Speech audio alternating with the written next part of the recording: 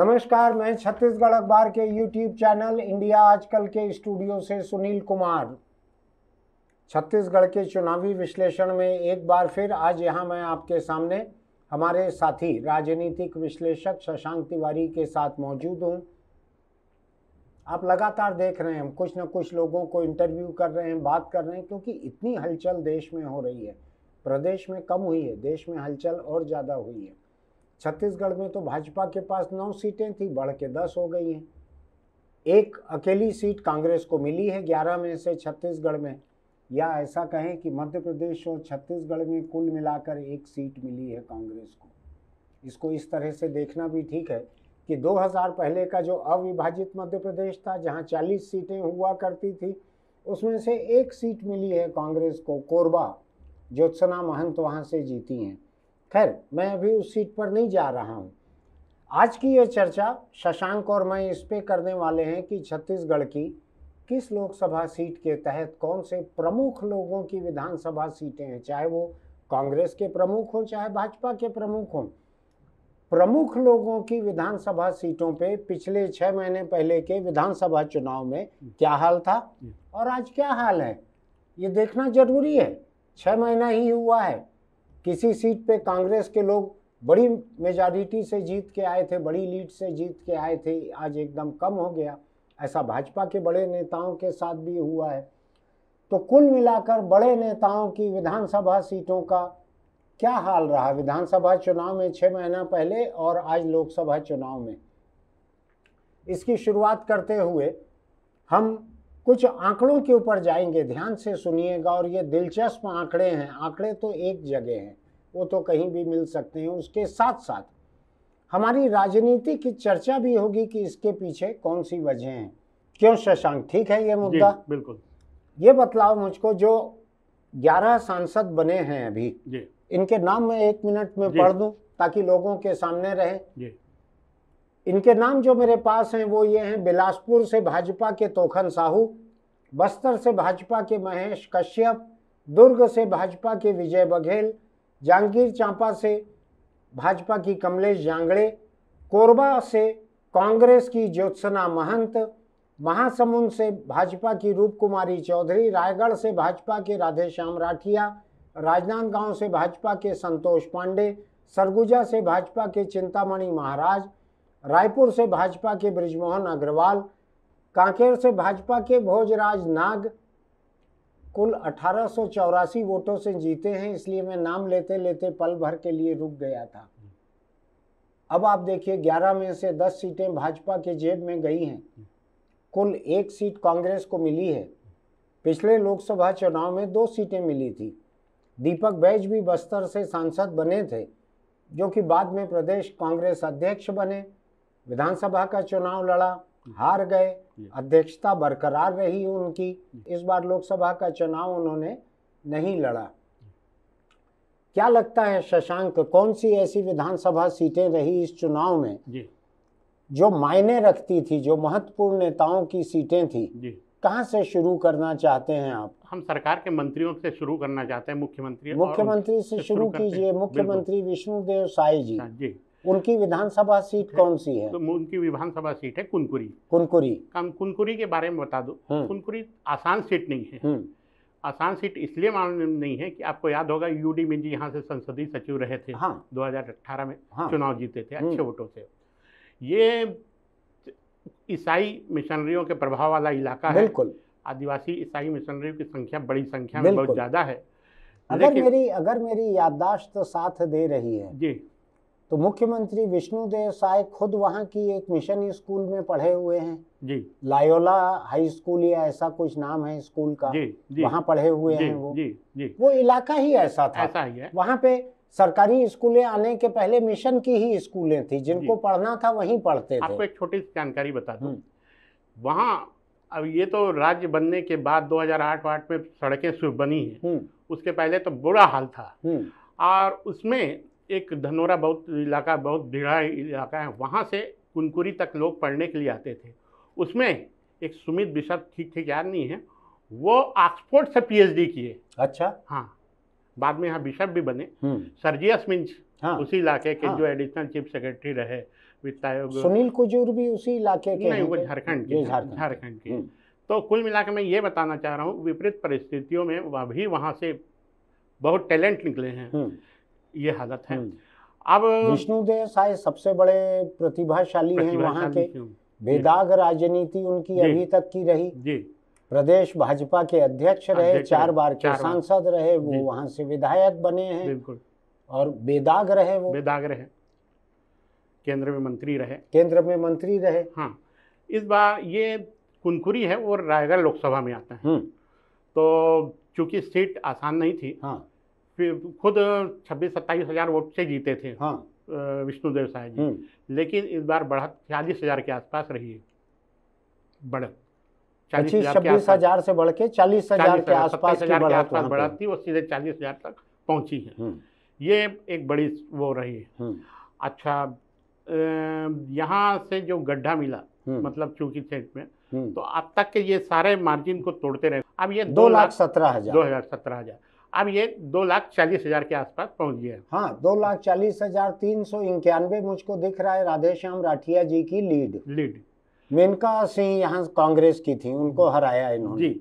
यहीं से सरकार के पावरफुल मिनिस्टर, हाँ, ये कहा जाए वित्त मंत्री, हाँ, रायगढ़ शहर से विधायक हैं, हाँ, ओपी चौधरी जी, हाँ, वो खुद करीब 65,000 वोट से जीते थे, 64,000 समथिंग। हाँ, इस बार यहाँ बढ़त वो बरकरार रही और 70,000 पहुंची है। 70,000 एक विधानसभा सीट की लीड है जी। ये क्या प्रदेश में सबसे ज्यादा लीड वाली नहीं, हो गई है? सबसे ज्यादा लीड वाली नहीं, सबसे ज्यादा लीड दुर्ग रायपुर ग्रामीण से मिली है, 1 लाख से ऊपर। 1 लाख से ऊपर मिली है यहाँ से, लेकिन 70,000 भी कम नहीं है। कम नहीं। रायपुर ग्रामीण हो सकता है वोटर ज्यादा हो रायगढ़ से, जो भी हो, 70,000 की लीड कम नहीं होती। कुछ तो बड़े नेताओं के कॉन्स्टिट्यूंसी ऐसी भी है जिसमें 3 डिजिट में है, सैकड़ा में है लीड, वहां भी आते हैं अपन अभी। तो ये आपने बतला दिया। विष्णुदेव साय की सीट, जहां विधानसभा में उनको जितनी लीड मिली थी, उससे ज्यादा लीड उन्होंने अभी लोकसभा में दिलवाई है, जबकि वो खुद कैंडिडेट नहीं थे। दूसरी तरफ ओपी चौधरी जी, उनकी शायद क्या लीड का रिकॉर्ड था 65,000, यानी वो रायगढ़ शहर में हाईएस्ट लीड थी विधानसभा चुनाव में। जी, उनके रायगढ़ सीट से नहीं, पूरे प्रदेश में तो बृजमोहन अग्रवाल जी की थी 67,000, 67 आसपास ही थी। दूसरे नंबर पे थे ओपी चौधरी। विधानसभा चुनाव में जो ओपी चौधरी दूसरे नंबर पे लीड वाले थे 65,000 के, उन्होंने अभी लोकसभा में अपनी सीट से लीड दिलवाई है 70,000 की। किसको कहते हैं एक विधानसभा से 70,000 की लीड? यहाँ तो पूरे के पूरे लोकसभा में कांकेर में भाजपा प्रत्याशी जो है 1884 से जीते हैं। यानी रायगढ़ की एक विधानसभा की लीड अगर देख लें तो उसमें मेरा ख्याल है करीब 40 जीत कांकेर की शामिल हो सकती है। इतनी बड़ी लीड है ओपी चौधरी की उनके विधानसभा क्षेत्र की। तो ये हो गया मुख्यमंत्री की कॉन्स्टिट्यूंसी और ओपी चौधरी की कॉन्स्टिट्यूंसी। इन 2 जगहों पे जो फर्क है, दोनों ने ही लीड बढ़ा दी। अब अपन आते हैं इसके बाद किसकी कॉन्स्टिट्यूंसी को देखना है। डिप्टी सीएम है दो डिप्टी सीएम हैं सरकार के। एक अरुण साहू जी जो लोरमी से प्रतिनिधित्व करते थे। लोरमी है बिलासपुर लोकसभा का हिस्सा है। विधानसभा सीट में आते हैं। बिलासपुर लोकसभा सीट में आती है लोरमी सीट।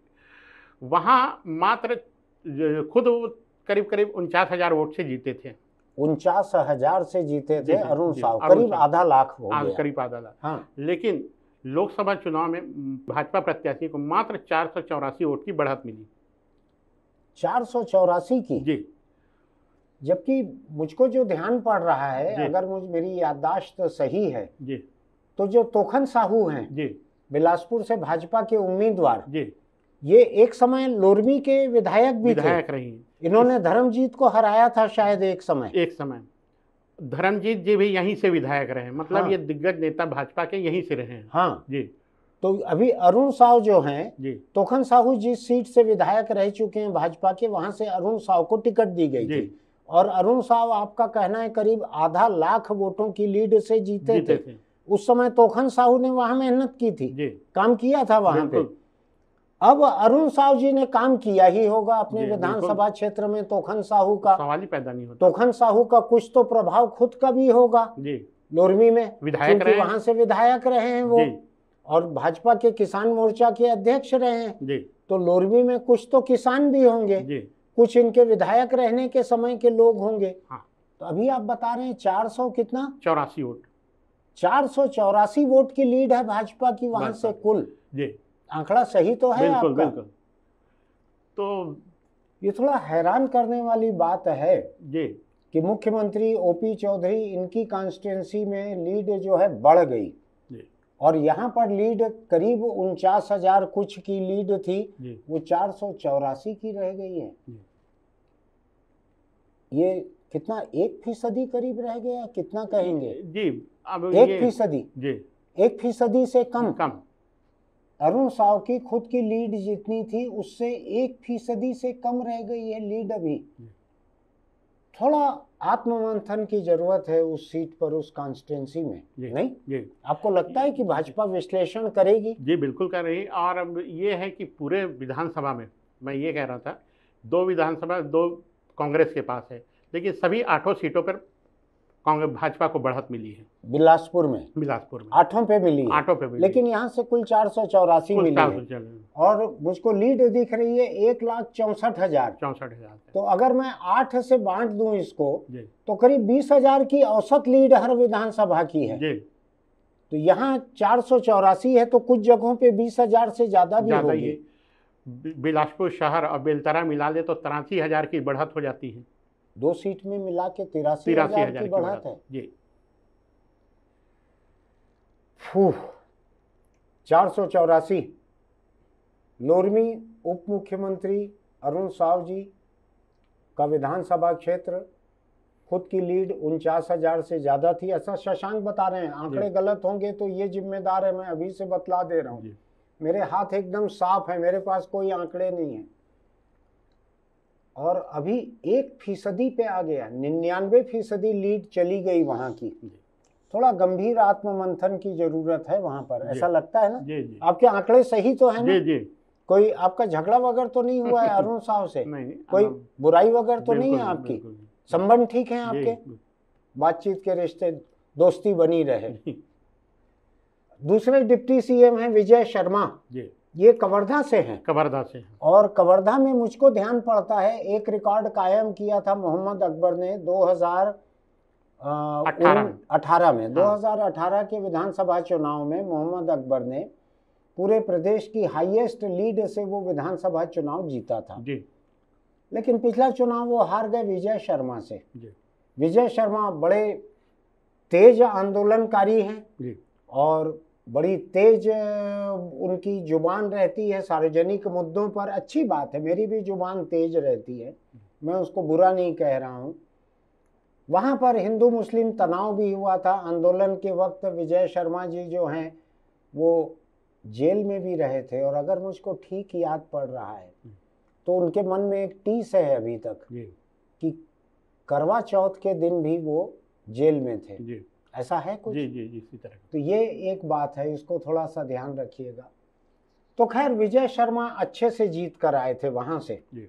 विजय शर्मा विधानसभा का चुनाव कितने वोटों से जीते थे? लगभग 40,000 वोट से, 39,000 समथिंग, मतलब 40,000 वोट, करीब 40,000 वोटों से विजय शर्मा ने कवर्धा में मोहम्मद अकबर को हराया था, जो 65,000 की जीत थी शायद उनकी। कुल मिला के 1 लाख का फासला हो गया था जी। लेकिन ये 40,000 की लीड जो है घटकर अभी संतोष पांडे जो कि लोकसभा उम्मीदवार थे राजनांदगांव लोकसभा सीट के, उसमें कवर्धा एक विधानसभा क्षेत्र है जी। कितनी रह गई लीड अभी? करीब करीब 10,500 के आसपास रह गई है। 1/4 करीब करीब रह गई जी। अब इसमें मैं थोड़ी सी जानकारी ये देना चाहूँगा कि ये जो संतोष पांडे जी उधर ही से आते हैं, वहीं के रहने, मूलतः उसी इलाके के रहने वाले हैं।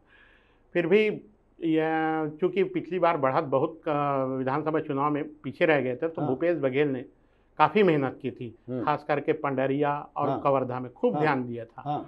और चुनाव डिक्लेयर होने से पहले से ही दौरा शुरू कर दिया था, मानसिकता बना लिए थे। और फिर भी वो बढ़त तो नहीं मिली, पंडरिया से जरूर बढ़त बनाने में कामयाब रहे।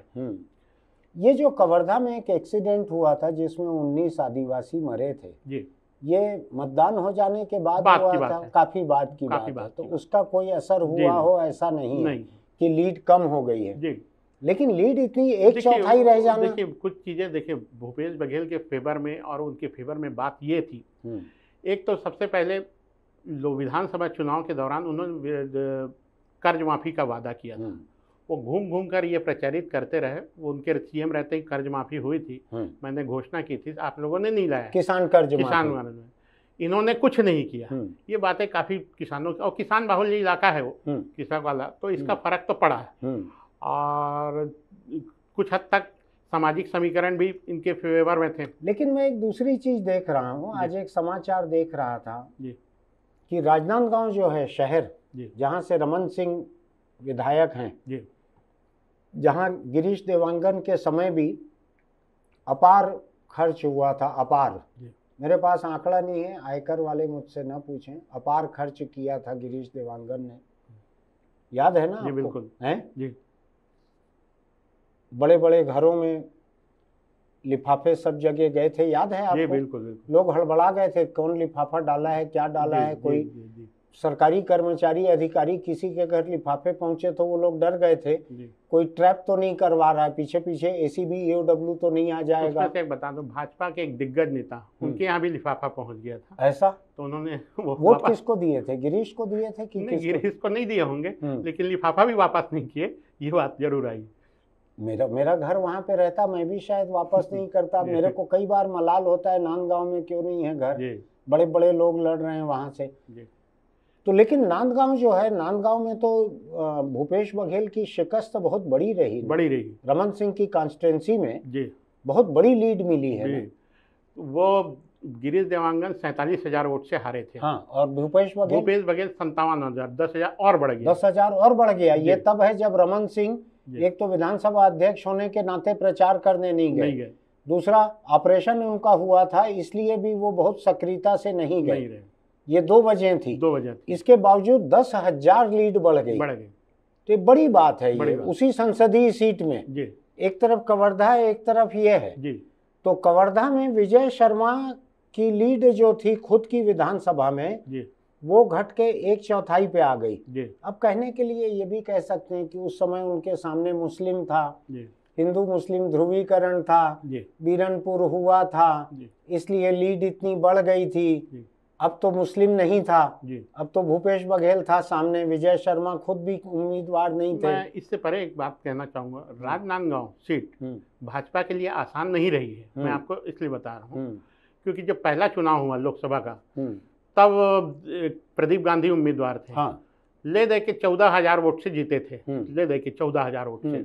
उसके बाद क्योंकि ऑपरेशन दुर्योधन में फंस गए थे, उनकी सदस्यता खत्म हो गई थी, बर्खास्त हो गई थी, और कांग्रेस भाजपा में यहाँ से हार गई थी। देवराज सिंह बुरी जीते थे अच्छे वोटों से बाई इलेक्शन में।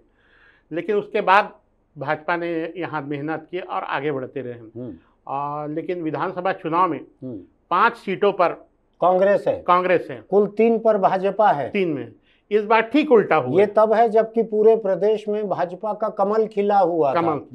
इस बार ठीक उल्टा हुआ। 5 पे कांग्रेस भाजपा है, 3 में कांग्रेस को बढ़त मिली है इस बार। लेकिन ऐसा लगता है कि जो राजनांदगांव में जहाँ पे भूपेश बघेल रुके थे, कोई बोल रहा है मुझको मालूम नहीं है सही है कि नहीं, आपको पता होगा, जहाँ वो रुके थे वहाँ बाथरूम में रात को पानी भरा हुआ था बाल्टी में। सुबह जब गए वहां पे तो देखे उसमें कमल खिला हुआ था। ऐसा सुना है कि आपने भी? जी। तो खैर, हम आ रहे थे कवर्धा के ऊपर। कवर्धा में डिप्टी सीएम विजय शर्मा जो गृह मंत्री भी हैं, और प्रदेश में जिनकी खबरें छपने में मुख्यमंत्री के शायद तुरंत बाद, मैं मुख्यमंत्री से ज्यादा कहना नहीं चाहूंगा, किसी मंत्री के लिए अच्छा नहीं होता, लेकिन मुख्यमंत्री के टक्कर का कवरेज मिलता है विजय शर्मा को। गलत कह रहा हूं मैं? ठीक है, वो नक्सल मोर्चे की बड़ी बड़ी बातें कहते हैं, बड़ी बड़ी कोशिशें करते हैं, गंभीर कोशिशें करते हैं, मैं उनका मजाक नहीं उड़ा रहा हूं। लेकिन वहां पे लीड जो है 1/4 रह गई, 40,000 से 10,000 पे आ गई। ठीक है जी। और कौन सी सीट की बात करें हम? मंत्रियों की किसी और मंत्री की बात कीजिए ना। जी जी, इसके बाद में आते हैं भटगांव, सरगुजा। सरगुजा के भटगांव सीट से लक्ष्मी राजवाड़े। अच्छा, अकेली महिला मंत्री है, तो चर्चा ठीक रहेगी। वो खुद पहली बार विधानसभा का चुनाव लड़ी थी और करीब करीब 43,000 वोट पाई थी। अच्छा, वोट से जीती थी। हाँ, 45,000 लीड थी। हाँ। अब वो करीब इस बार भाजपा प्रत्याशी चिंतामणि महाराज जो निर्वाचित है, उनको मात्र 17,000 की बढ़त मिली। अच्छा जी। लेकिन इसमें अब ये भी है ना कि ये तो प्रत्याशी खुद ही कल तक कांग्रेस में था, आज भाजपा में, ये सारी बातें इनके खिलाफ गई है। हाँ। और आपको छोटे से एक बात और बता दूं, यानी गरीब महिला मंत्री है जी, अकेली महिला है जी, और कम उम्र में मंत्री बन गई है। हाँ। तो उनके बारे में अपन 43,000 से 17,000 घट गया, 1/3 हो गया। यहाँ तो हम देख रहे हैं विजय शर्मा का 1/4 रह गया।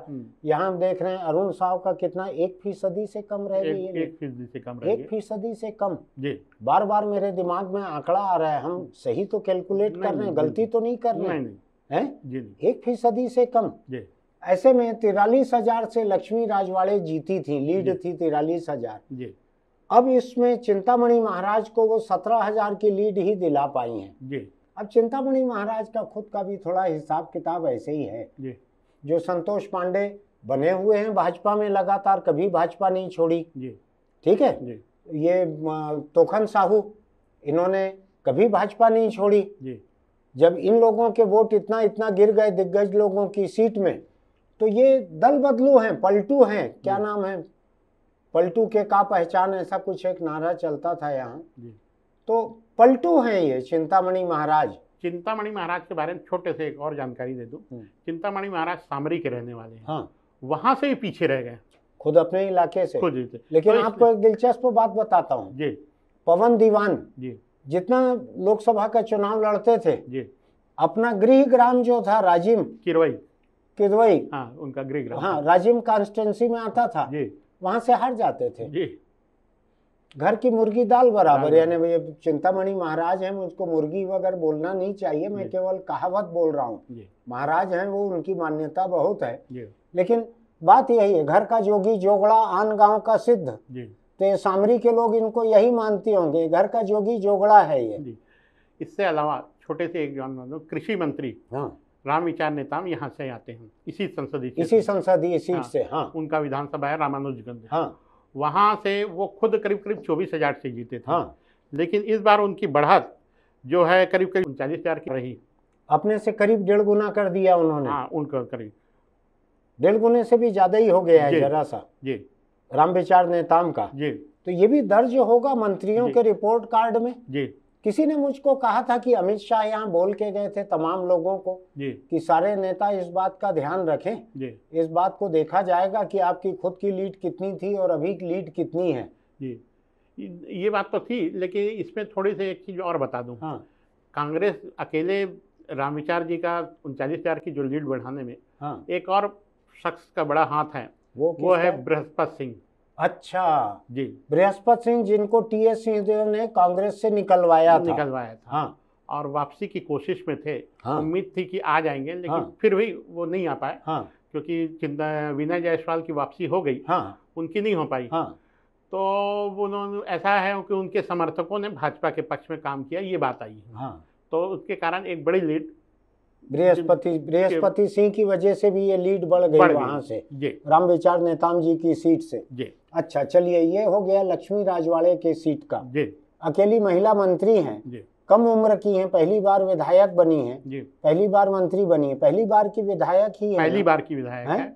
अब आपको बता दो 31 साल की लोग बतलाते हैं कि इनके पति जो हैं वो ज्यादा काम देखते हैं मंत्रालय का या तमाम तरह का, कुछ ऐसा है क्या इनका? ये थोड़ा बहुत शिकायतें कहीं की स्तर पर रही हुई। हाँ, पति का थोड़ा सा ज्यादा हस्तक्षेप रहता है।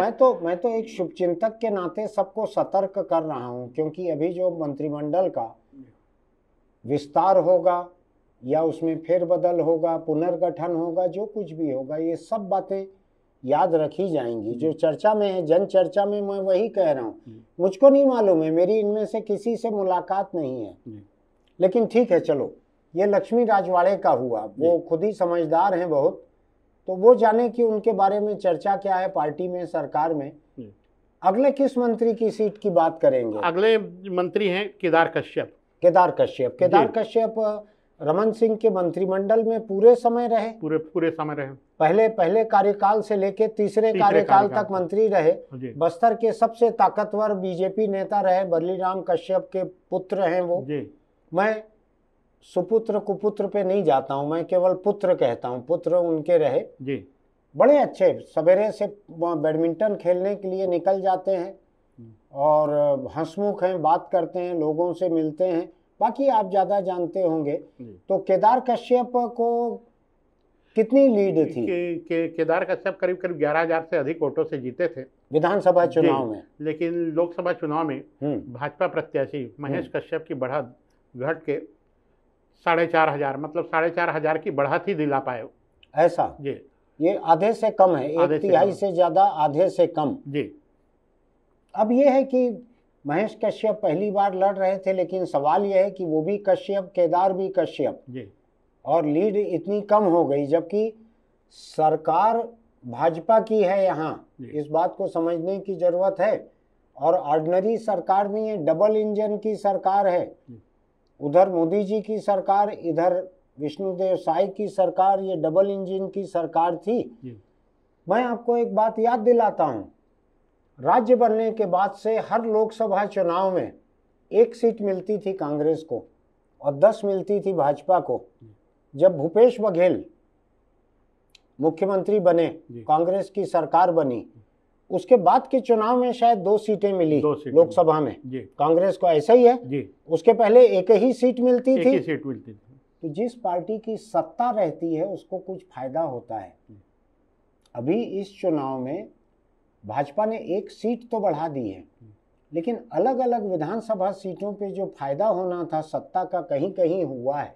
विष्णुदेव साय ने, ओपी चौधरी ने, इन्होंने दिखाया है। लेकिन केदार कश्यप जो हैं खुद 11,000 से ज़्यादा से जीते थे। वहाँ के लोकसभा चुनाव में अभी उनकी सीट से महेश कश्यप को कुल 4,500 की बढ़त मिली है। अगले मंत्री आते हैं कोरबा से। हाँ, वो है लखन देवांगन। हाँ, लखन देवांगन के क्षेत्र से ये वहाँ के कोरबा के मेयर भी रहे हुए हैं, मेयर भी रहे, संसदीय सचिव रहे। हाँ, उस समय कटघोरा से जीते थे ये। हाँ, और संसदीय सचिव भी रहे। हाँ, लखन देवांगन के यहाँ करीब 47,000 वोटों की बढ़त मिली है। किनको? सरोज पांडे को। हाँ, सरोज पांडे को 8 विधानसभाओं में अकेले कोरबा से बढ़त मिली है। सरोज पांडे को अकेले कोरबा से बढ़त मिली है। 8 में से 7 में हार गई है विधानसभा सीटों पे वो जी, अकेले कोरबा से बढ़त जी। तो इनका कद बढ़ जाएगा जो वहाँ के विधायक हैं, मंत्री हैं, जबकि जय सिंह जैसे ताकतवर वहाँ से मंत्री विधायक रहे हैं। और आपको बता दूं, जबकि यहाँ से 6 भाजपा के विधायक हैं, 6 सीटें भाजपा के पास है। कोरबा में 6 भाजपा की हैं, जिनमें से 5 के इलाकों में सरोज पांडे हार गई हैं। 5 में हार गई, 5 के इलाकों में जी। इसीलिए मुझको ध्यान पड़ रहा है कि मैं इनमें से एक श्याम बिहारी जायसवाल का एक बयान देख रहा था किसी वीडियो पे जी। वो कुछ बोल रहे थे जी, अब उसमें भी आते हैं। हाँ, श्याम बिहारी जायसवाल भी इसी संसदीय क्षेत्र में आते हैं। मतलब अच्छा, हाँ, कोरबा का पहले पूरा कर लें जी। तो कोरबा में लखन देवांगन जी मंत्री हैं जी, उद्योग मंत्री हैं जी। तो इनकी सीट पे क्या रहा? पिछला विधानसभा करीब 27-28 हजार वोट से जीते थे। हाँ, 25,000 से ऊपर से जीते थे, और इस बार अच्छे मार्जिन से बढ़ा दिलाए हैं। हाँ, और करीब 47,000 की बढ़ा दी है उन्होंने। बढ़ा दी 47,000 की लीड एक सीट से मिली है। इसके बावजूद सरोज पांडे हारी हैं जी। तो बाकी जगह गड्ढा बड़ा लग रहा है। अच्छा, चलिए अपन आगे चलते हैं। अगले मंत्री जो हैं श्याम बिहारी जायसवाल की बात हुई थी, उनका एक वीडियो देख रहा था मैं। क्या स्थिति रही उनके? श्याम बिहारी जायसवाल, इनकी सीट क्या है? श्याम बिहारी जायसवाल की भी सीट आती है कोरबा संसदीय क्षेत्र में, मनेनगढ़ विधानसभा है। अच्छा, ये पहले ये भी संसदीय सचिव रह चुके हैं। अच्छा, अच्छे नेता हैं। हाँ, लेकिन वो खुद अच्छे वोटों से जीते थे, लेकिन वहाँ से हाँ, वो भाजपा प्रत्याशी को करीब 4,500-5 हजार वोटों से पिछड़े हैं। ऐसा जी, खुद 10-15 हजार से जीते थे जी। और सरोज पांडे के चुनाव में 4-5 हजार से पार्टी पीछे रह गई। अकेले मंत्री हैं जिनके क्षेत्र से भाजपा पीछे रही है। ऐसा जी, मंत्रियों में अकेले हैं जिनके क्षेत्र से भाजपा पीछे रही है। भाजपा का विश्लेषण जरूर होगा इस बारे में। जी, और इसी में थोड़ा सा और इंटरेस्टिंग चीज कोरबा में है। हाँ। भाजपा की एक ताकतवर नेत्री है रेणुका सिंह, जो हाँ। केंद्र में मंत्री है। हाँ। वो भरतपुर सोनहट क्षेत्र से प्रतिनिधित्व करती हैं, अभी विधायक है। हाँ। हालांकि वो कोरबा से भरतपुर सोनहट से करीब करीब 4,500 वोट से चुनाव जीती थी। हाँ। लेकिन इस बार बढ़त नहीं दिला पाई, 7,000 वोट से करीब करीब सरोज पांडे हार रही हैं। यानी रेणुका सिंह जो कि मुख्यमंत्री पद की दावेदार भी समझी जाती थी जी। मुझको ऐसे ध्यान पड़ रहा है कि एक दो कोई टीवी चैनल थे, कुछ था, उन्होंने तो रेणुका सिंह को सुबह सुबह बना ही दिया था मुख्यमंत्री। जी, ऐसा ही था ना? जी बिल्कुल। तो उनके सीट से सरोज पांडे को लीड नहीं मिल पाई। मेहनत की होगी उन्होंने रेणुका सिंह ने, लेकिन आप जो बता रहे हैं उस आंकड़े के हिसाब से वो खुद भी मुश्किल से जीती थी। 5,000 के आसपास जीती थी, 4,500 वोट से, उतने से जीती थी। जी। अब करीब करीब उतने से या उससे थोड़ा ज्यादा से सरोज पांडे हार गई हैं। जी, कल पार्टी दफ्तर में कुछ प्रमुख नेता इकट्ठे हुए थे, निर्वाचित सांसद भी थे कुछ लोग।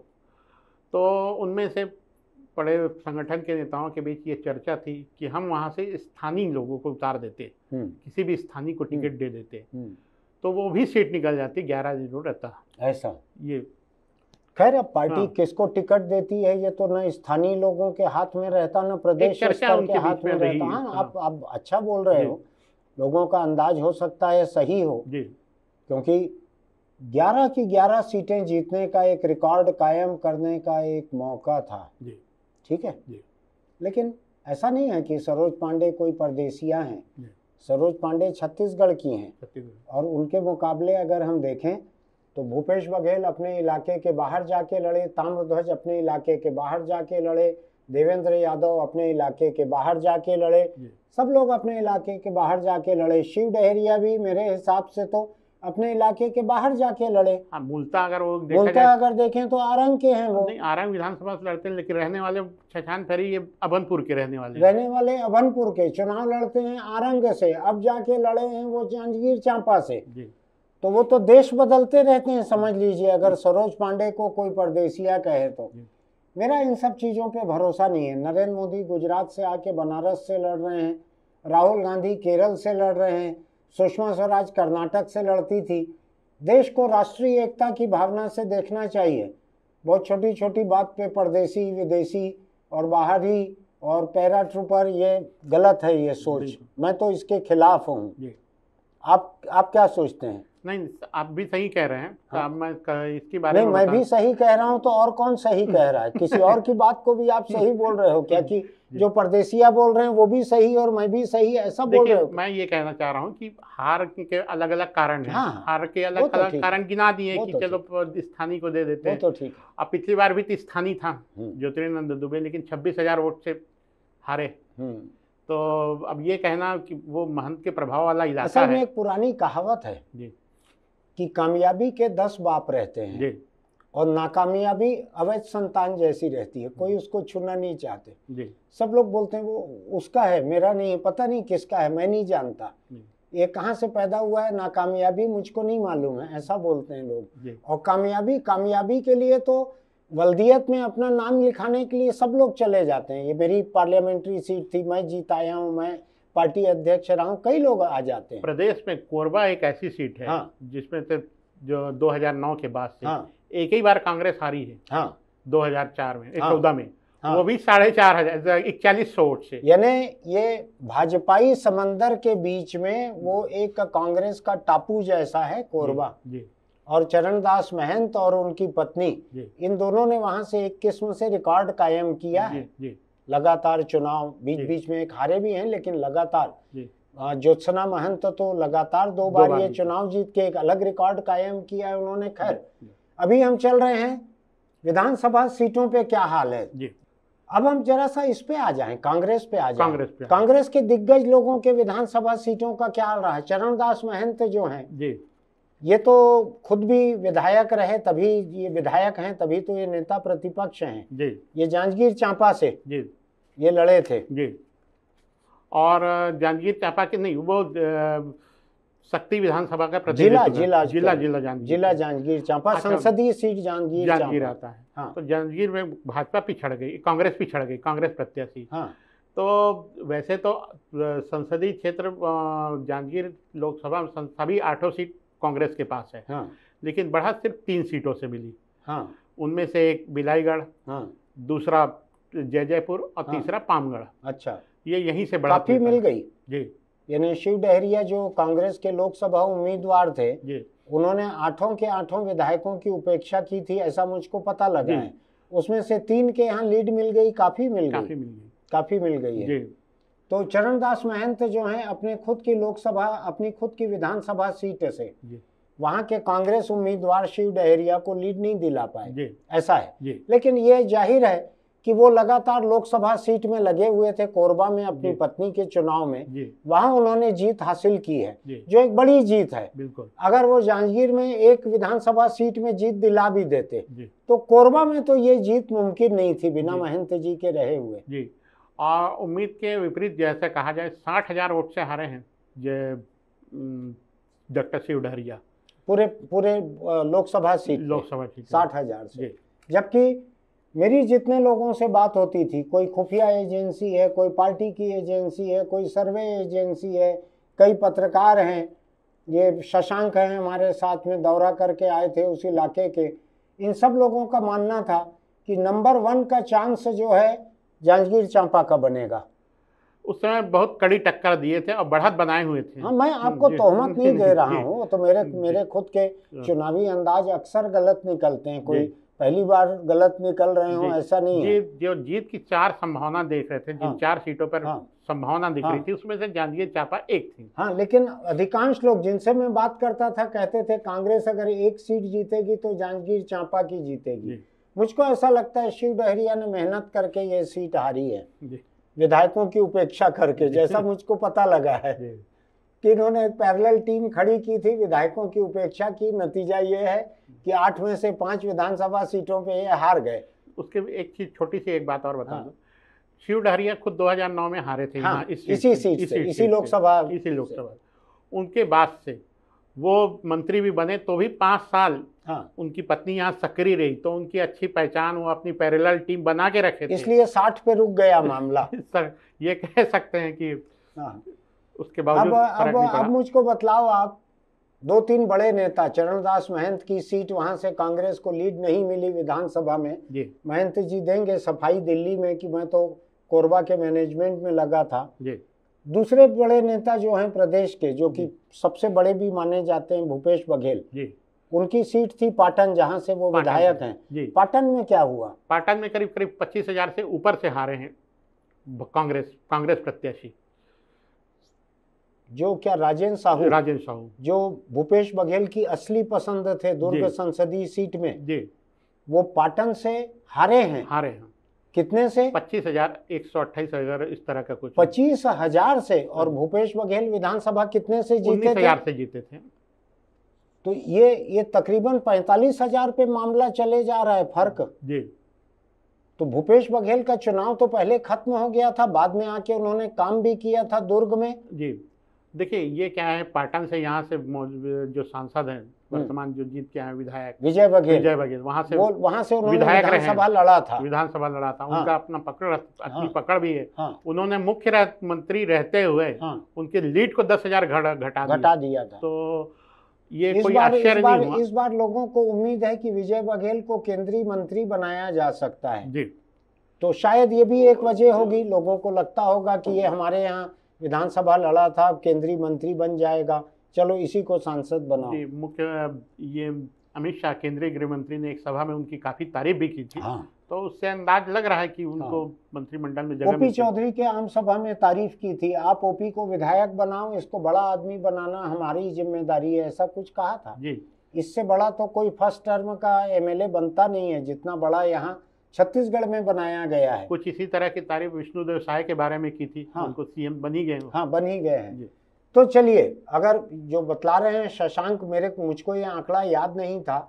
पाटन भूपेश बघेल का अपना विधानसभा क्षेत्र, जहां वो कितना 19,000 से जीते थे, और अभी वहाँ 25,000 से कांग्रेस हार गई है। हार गई। मेरे ख्याल से तो ये पर्याप्त बड़ा फर्क का आंकड़ा है जो बाकी कांग्रेस के विधायकों को काम आएगा कि हमारे यहाँ कांग्रेस हारी है लेकिन भूपेश से फिर भी बेहतर है। नहीं, और एक चीज और भी है, कांग्रेस प्रत्याशी राजेंद्र साहू जहाँ के रहने वाले हैं, जिस वार्ड से, वहां से भी हारे हैं। अच्छा। सभी 8 और 9 विधानसभा से हारे हैं। अच्छा। अच्छे लंबे लंबे मार्जिन से। एक भी विधानसभा से नहीं जीते। नहीं, ताम्रध्वज के क्षेत्र से, रविंद्र चौबे के क्षेत्र से, सबसे पीछे। रविंद्र का क्षेत्र अभी छोड़ दो, अभी तो जैसे रहता है ना कि कोई टीम है कि अगले 3 ओलंपिक से बाहर रहना चाहिए, कांग्रेस को अभी वहां से साझा से 2-3 चुनाव बाहर रहना चाहिए।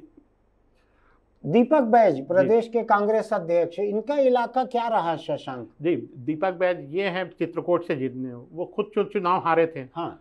और हारे थे तो इस बार भी हार गए। हाँ, लेकिन हार कम है ज्यादा है? उतना ही है, करीब करीब ऐसा। जी।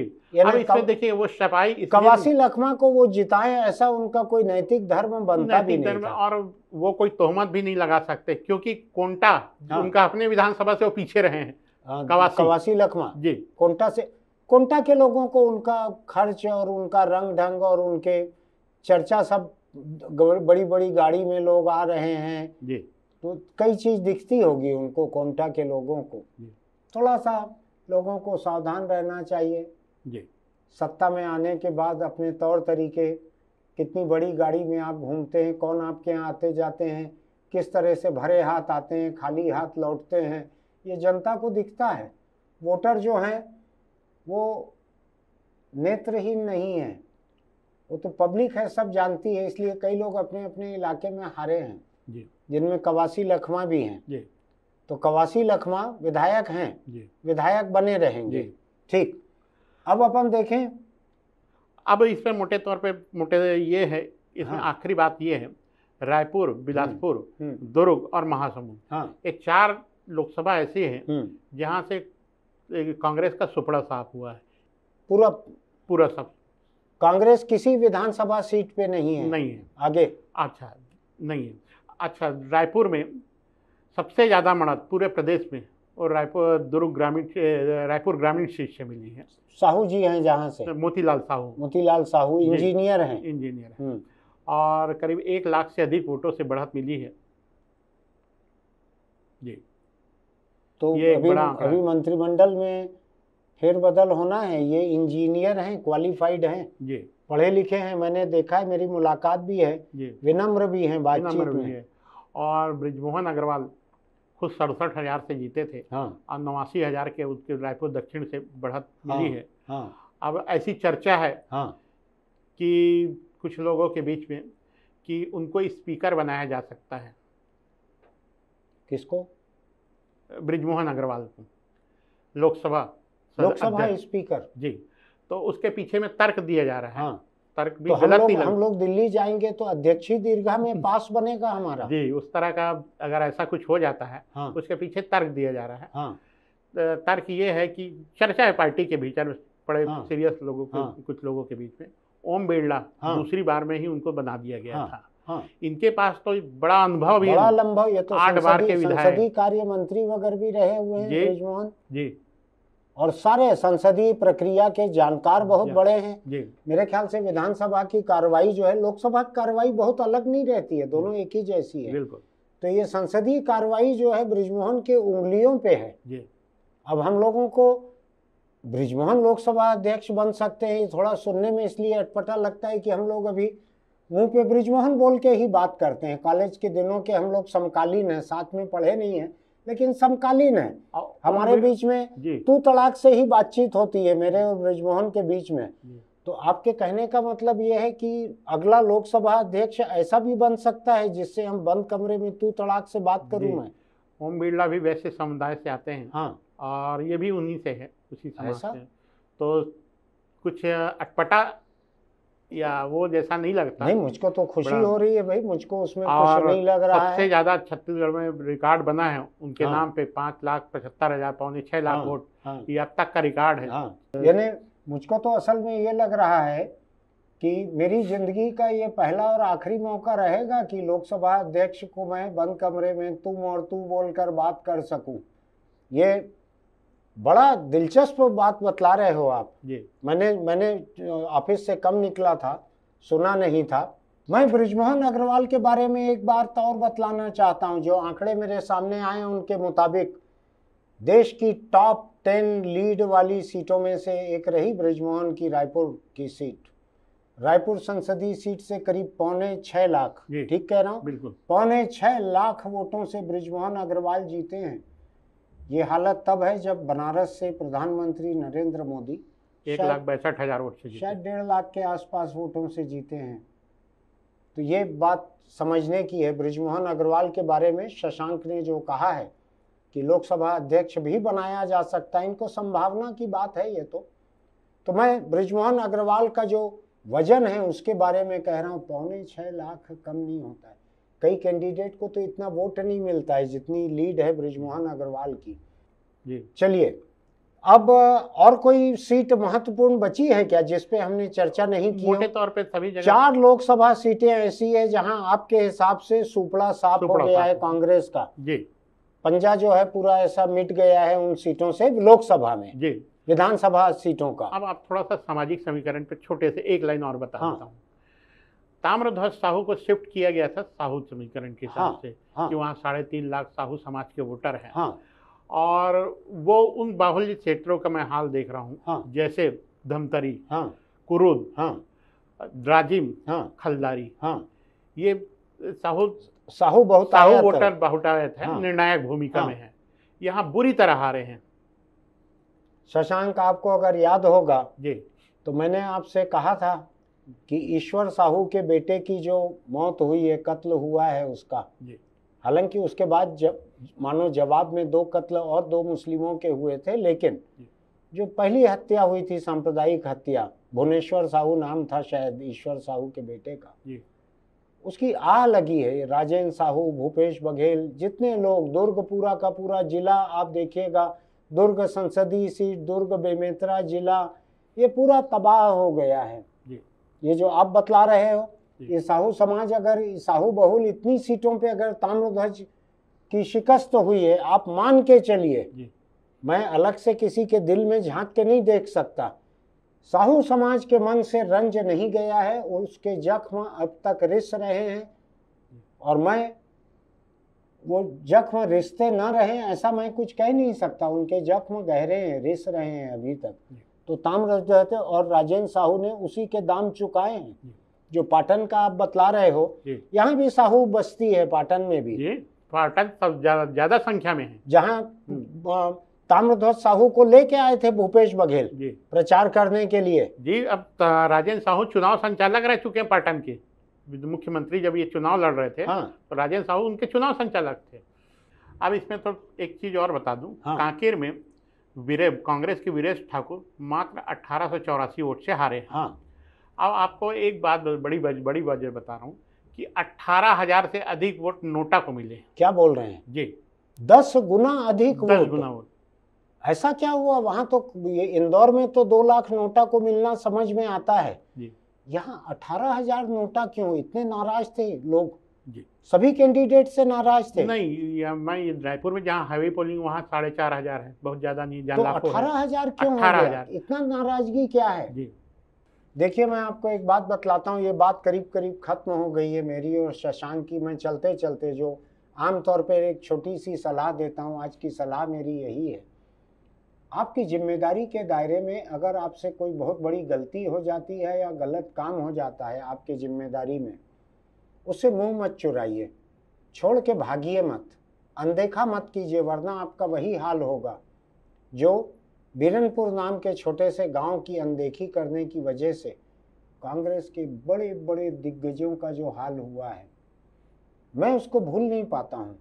मैं उसको बार बार याद करता हूँ। मैं सांप्रदायिक भावना नहीं भड़का रहा हूँ, लेकिन मैं ये याद दिला रहा हूँ कि जब सरकार और सत्तारूढ़ पार्टी अपनी जिम्मेदारी से दूर भागती है, अपनी जिम्मेदारी से मुंह चुराती है, उसका यही नतीजा हो रहा है। जो विधानसभा में हुआ था कांग्रेस का, जो इस लोकसभा में हुआ है कांग्रेस का, ये तो चरणदास महंत जिन्होंने कई तरह की तरकीब लगाकर, कई तरह की तरकीबें लगाकर कोरबा का चुनाव जीता है, वरना कांग्रेस का कोई नाम लेवा नहीं रहता छत्तीसगढ़ से लोकसभा में। एक सीट है अकेली। ये ताम्रध्वज साहू इतने बड़े नेता थे कि एक समय अकेले पहुंचे थे लोकसभा में छत्तीसगढ़ के। आज हालत यह है कि साहू बहुल इलाकों ने सबने छोड़ दिया ताम्रध्वज को। कभी अपनी जिम्मेदारी से ऐसा मुंह मत चुराइएगा जो इन लोगों ने किया था, जिसको अभी भुगत रहे हैं, लंबे समय तक भुगतेंगे। मणिपुर, जहां पर कि दंगों में 150 से अधिक लोग मारे गए थे, दसियों हजार लोग बेदखल हो गए थे, आपको याद है, महीनों तक का किस्सा था।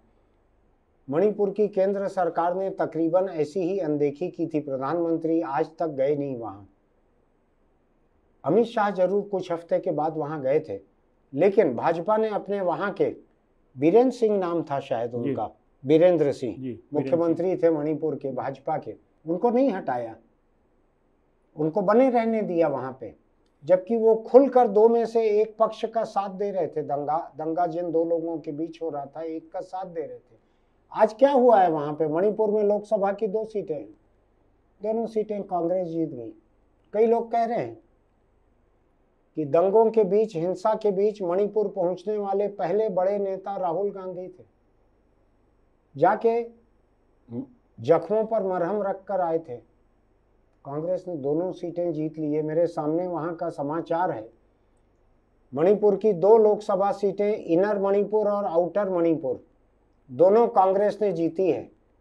एक इनर मणिपुर जीती है 1,09,800 वोट से, और आउटर मणिपुर जीती है 85,000 वोट से।